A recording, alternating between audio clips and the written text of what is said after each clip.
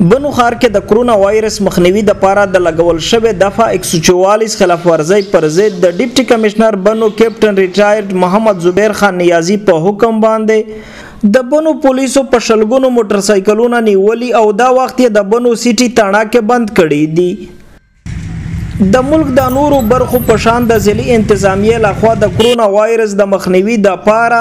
بنو بازار کې هم لاک ډاون روان دی او یو سلور دفعه لګولو تر مخه د موټر سائیکل په ډبل سواری باندې بندیز هم لګول شوی دی ډیپټي کمشنر بنو ریټایرډ کیپټن محمد زبیر خان نیازی ویلی دی چې د لاک ډاون او دفعه یو سلور د خلاف ورزئ کوونکو سره باهیڅ ډول رعایت نشي کولی د سیټي تاڼه پولیس د احکاماتو عملي کولو د پاره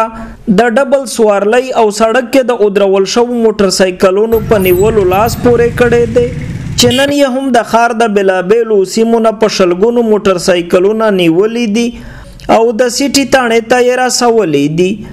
دغه لړۍ به بنو ښار کې د دفعه یو سلور پورې روانه وي د کیمرامین افتاب خان سره ګوهر وزیر خیبر نیوز بنو